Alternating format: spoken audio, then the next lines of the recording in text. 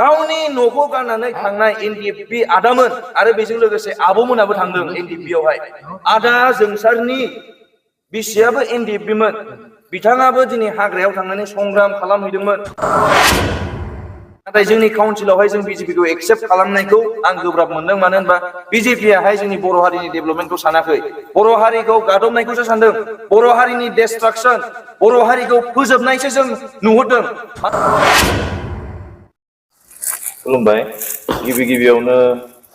आं दिनै गुवाहाटीनि माखासे एक्स एनडिएफबि आदामोनखौहाय आंनि गोसो गोरबोनिफ्राय आंनि माने दुखु दङमोनब्लाबो माखासे खेथ्रआव जों दुखु जाबोदों दहाय जेब्ला जोङो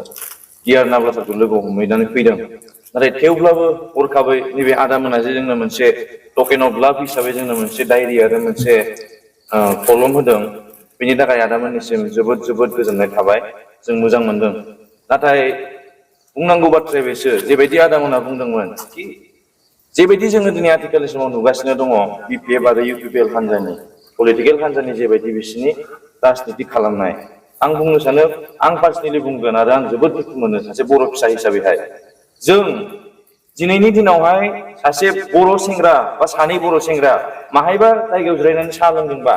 जों खोनानो मोनो बिसिनि खुगानि रावा खालि मा ओंखारो, बिपिएफ आरो इउपिपिएल। माहायबा मोनसे कलेजनि खनायावहाय बिफां सायाव जिरायनानै थायो, बाव साब्रै साबा ग्रुप थायो, जों बेयाव खोनानो मोनो बिसिनि सावरायनाया खालि बिपिएफ आरो इउपिपिएल। नाथाय मोजां खोथा, जोङो राजनितिक भाबैबो जोङो जौगानांगौनि गोबां गोनांथि दङ। नाथाय साननांगौ गोनां बाथ्राया बेसो, दिनै जोंनि बर' हारिनि गेजेराव एथ'ग्राब जोबनो गैयै जेंना सोमजिगासिनो दङ। जोबनो गैयै माने सानथ्र'हायै जेंना सोमजिगासिनो दङ। नाथाय बेफोर जेंनाखौ सोर सुख'गोन,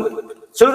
सल्भ खालामना होगोन? दिनैनि दिनावहाय बुंनो थाङोबा हाग्रामा साराबो सासे ग्रेट लिडार, बिडिसिखौ 17 इयार्स सालायनाय, आरो बेजों लोगोसे जों बुंनो थाङोबा प्रमद बर' साराबो ग्रेट लिडारखौनो आं बुंनो सानगोन। मानो होनबा बिथाङाबो एबसुनि प्रेसिडेन्ट जानानै दैदेनबोनाय आरो दिनै दा बिथाङाबो बिडिसिनि चिफ जानानै दङ। नाथाय आंनाव मोनसे डाउट जाना दङ जे बिथांमोननि गोसोआव बर' हारिनि थाखाय साननाय दंना गैला। दिनैहाय आं हाग्रामा सारखौबो रिकुवेस्ट खालामगोन आरो प्रमद बर' सारखौबो रिकुवेस्ट खालामगोन, नोंथांमोननि गोसोआव जुदि बर' हारिनि थाखाय साननाय गैलाबा जोंनि सिगाङाव रोखा फोरमायनानै हो। जों बेले बेजेआव थानो गोसो गैया, जों कनफिउसनाव थानो गोसो गैया। जों ओरैबायदि जोंनो सिकिउरिटि नांगौ जे सारमोनावहाय बर' हारिनि थाखाय जुदि साननाय गैलाब्ला गोबां दिनै बर' हारिया गुलाय गुजाय जालांबावगोन। आं बुंनो सानदों, दिनैहाय एथ'ग्राब बर' हारिनि थाखाय जौगानायनि खामानि मावबोबाय, नाथाय दिनैहाय जोंनि फाउन्डार प्रेसिडेन्ट अफ एनडिएफबि डिआर नाब्ला सार, बिथांनि फारसे माने फंसेबो बाथ्रा रायखाङा। सोरबा लिडारानो हक, सोरबा सात्र संगठनानो हक, दिनै सारनिसिम फैनानै माने जेबो खबर लाफैया। आरो सारनि जे दा जे लाइफ टाइम इमप्रिजनमेन्ट होदों, बेनि सायाव माने फंसेबो बिजिराखै। दिनैहाय बर' हारिया जौगाबोबाय। दिनैहाय 1990निफ्राय 2000 सिमावहाय दिनै बिएसि मोनबाय जोंनि बर' हारिया। बे समावहाय जाय सोमावसारनानै मोनदों बे मोनबाय। 2000निफ्राय 2010नि गेजेरावहाय दिनै जोंना बिटिसि मोनबाय, आरो बिदिनो सेम 2021निफ्राय 2020 सिमावहाय जोंना बिटिआर एकर्ड जाबाय। नाथाय दिनै बिटिआर एकर्ड जाबोदों, बिटिसि एकर्ड जादों, बिएसि एकर्ड जादों, सोरनि थाखाय जादों? जोंनि बर' जोहोलावजोफोरनि संग्राम खालामनायनि, गावनि बिखानि थैखौ दै बानायनानै दिनै हाग्रायाव ओंखारलांनानै दिनै गावनि न' बां गारलांनानैहाय बिसि फिसा बिमा बिफा गारलांनानै दिनै हाग्रायाव संग्राम खालामहैदों। सोरनि थाखाय खालामदों? आदामोना जोंनि बर' हारिनि थाखायनो खालामदों। बिएलटि बाबो एनडिएफबि बाबो साफ्रोमबो बर' फिसायानो जायखिजाया जाय संग्राम खालामदों जोंनि बर' हारिनि जौगानायनि थाखायनो खालामनाय। सेम बिदिनो दिनै जोंनि डिआर नाब्ला साराबो गावनि एथ'ग्राब प्रिसियास लाइफखौ दिनै सारा गोसोमोनब्ला साख्रि बाख्रि लानानै न'आव गोगोम बिमा बिफाजों बिदा बिब'जों बिनानावजोंहाय आलो गोजो रायजो जानो हायोमोन। नाथाय बर' हारिनि जेंनाखौ नुनानै, बर' हारिनि प्रब्लेमसफोरखौ नुनानै सारा जिरायना थायाखै। हाग्रायाव थांनानैबाबो गावनि कमफर्टजों दसे दोनथ'नानैहाय, गावनि लाक्जारियास लाइफखौ दसे कमप्रमाइस खालामथ'नानैहाय दिनै डिआर नाब्ला सारा बर' हारिनि सेक्रिफाइसनि गेजेरजोंनो दिनै जेलाव दङ।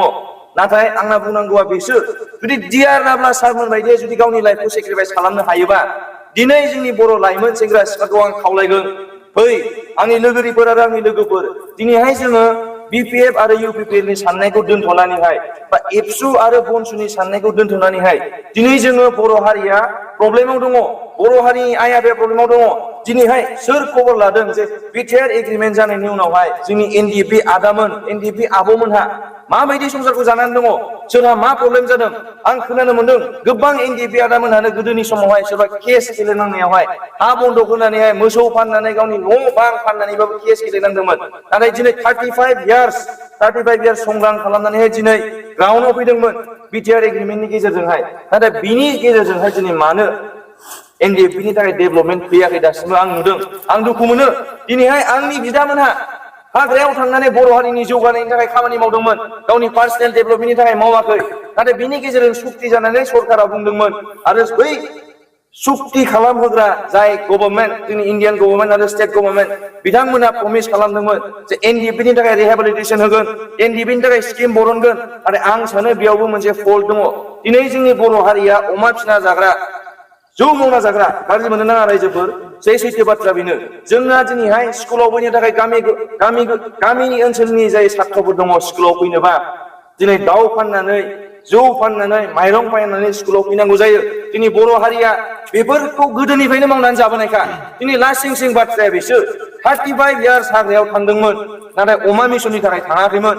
दाउ फिसिनायनि मिसननि थाखाय थाङाखैमोन दिनै डेभेलपमेन्टआ मारै फैगोन दिनैहाय जुदि आदामोना हाग्रायाव थांनानै जुदि दिनै ग्राउन्डआव फैनानै जुदि अमा फिसिनानै जानांगौबा आदामोननि दुखु खस्थ'खौ सोर बुजिगोन दिनै जोंनि लिडारफ्रा बेफोरखौ मानो बुजिया ओंखायनो आं खावलायो जे साफ्रोमबो जोंनि बर' इउथ्स आरो बर' आइ आफा जाहाथे जोङो बिपिएफ इउपिपिएल एबसु बनसुखौ दसे दोनथ'नानैहाय जोङो बर' हारिनि थाखाय खौसे जानानै मोनसे सानलायनि नामा जे फैगौ 10 बोसोराव बर' हारिया माबायदि जाहैनांगोन आरो दिनैहाय जुदि बर' हारियाव जेंनायानो जोबाखैबा रन्जन दैमारि सारनि जेंना जोंनि हा हुनि जेंना दिनै जोंनि एनडिएफबि आदामोननि जेंना आरो बेबायदिनो गोबां जेंना दंबावो दिनै जोंनि बिटिआर गभर्नमेन्ट आं एगेन्स्ट बुंनो साना आं रिक्वेस्ट खालामगोन दिनै जोंनि बिटिआर गभर्नमेन्टआहाय बिटिआर एग्रिमेन्ट जानायनि बा बिटिसि गभर्नमेन्ट दानायनि उनाव मोनसे प्रमिस खालामदोंमोन जाय बिथांमोन आदा जनक आरो आदा जोंसारमोनखौ फेक एनकाउन्टार खालामनाय जादोंमोन बे समावहाय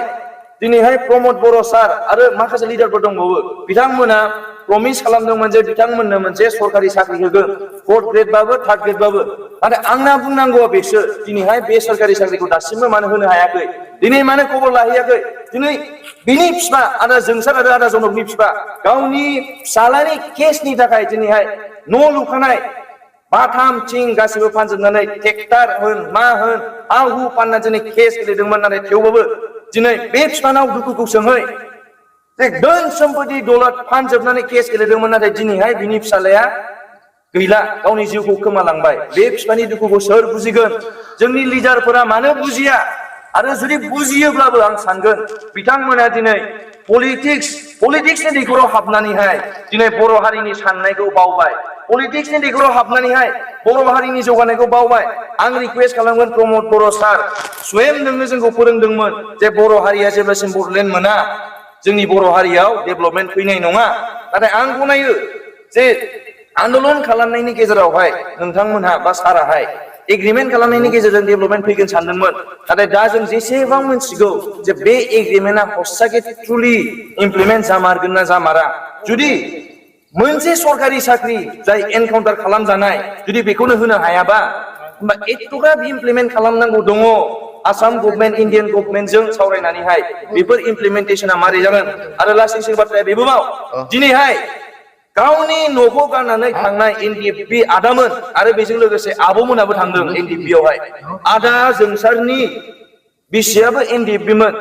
बिथाङाबो दिनै हाग्रायाव थांनानै संग्राम खालामहैदोंमोन हिन्जाव मोनब्लाबो बेसे लासिं सिं गावनि फिसाया एनकाउन्टार खालामजाबाय फेक एनकाउन्टार खालामजाबाय नाथाय जोंनि बिटिसि गभर्नमेन्टआ मा साख्रि जासिदों मोनसे फरेस्ट अफिसावहाय 4th ग्रेडनि साख्रि बे साख्रिखौ आं खोनानो मोनदों जे फुङाव अफिस खुलिनानै होनांगौ साफा खालामनानै होनांगौ खिरखि खुलिनानै होनांगौ बेसे लासिं सिं आं बुंगोन एनडिएफबि आदामोना जाहाथे आंखौ दुखु मोना आं आंनि गोसोनि दुखुखौसो फोरमायनो नागिरदों दिनैहाय बर' हारिनि थाखाय ओंखारनानैबाबो जुदि गावनि फिसाय गावथार जानायनि उनावहाय जुदि हासिब सिबग्रा साख्रि जासि जानांगौबा बेसे लासिं सिं जानानै दं जों बर' हारिया आं बुंदों नंखायनो फैगोन 5 इयार्स 10 इयार्सआवहाय गोदो जेरै जोंखौ गुबुन हारिया नासयोमोन मुगैयोमोन आरो जोंखौ डिप्राइभ खालामबोदोंमोन बे फैफिनगासिनो दं ओंखायनो जों सांग्रां जानांगौआ जोंहा बिराद गोनांथि दङ दिनै जोङो बिपिएफ इउपिपिएलखौ दसे दोनथ'नानैहाय दिनै जोङो बर' हारिनि थाखाय बै खनसे खौसे जाना बर' हारियाव जेसेबां जेंना दङ जोङो सल्भ खालामनायनि जाहाथे जोङो गावनि बिदा फंबायजोंहाय जोङो नांलाय खमलाय थालाया गाबोन जानो हागौ बिपिएफ पार्टियाबो 10 इयार्स उनाव गैया जानो हागौ इउपिपिएलआबो 10 इयार्स उनाव गैया जानो हागौ दिनै जोङो बिदा फंबाय असेया न'खरनि बिदा फंबाय असेया नों इउपिपिएल आं बिपिएफ होननानै जोङो बुलाय सोलाय जागोन बे थैजासिम थांगोन बुलाय सोलायाहाय पार्टि लानानैहाय नाथाय गाबोन समफोर बे लिडारा लड गारना थांगोन बे समाव पार्टिया गैया जाहैनो हागौ होमबा जोंनि बिदा फंबायनि रिलेसना गाज्रि जागोन बैसोर बायदि पार्टिनि थाखाय दानि लिडारफोरखौ जों स्टेबल मोना आं बुंदों आरो साफ्रोमबो गोबां मानसियानो बुंदों दानि लिडारा जाहैबाय स्टेबल नङै लिडार जोंनो मोनथिया जे जोंनि लिडाराहाय बर'नि मार ना बिजेपिनि मार आं बिजेपिनि एगेन्स्टबो नङा बिजेपिया गावनि मावनांगौ हाबाफारिखौहाय सेन्ट्रेलाव मावगासिनो दङ नाथाय जोंनि काउन्सिलावहाय जों बिजेपिखौ एक्सेप्ट खालामनायखौ आं गोब्राब मोनदों मानो होनबा बिजेपियाहाय जोंनि बर' हारिनि डेभेलपमेन्टखौ सानाखै बर' हारिखौ गादबनायखौसो सानदों बर' हारिनि डेस्ट्राक्सन बर' हारिखौ फोजोबनायसो जों नुहुरदों मानो होनबा जे वेयाव मावगासिनो दङ बेखौ गनायथाव मोनाखै दा नंखायनो लास्टलि आं रिक्वेस्ट खालामबाय जाहाथे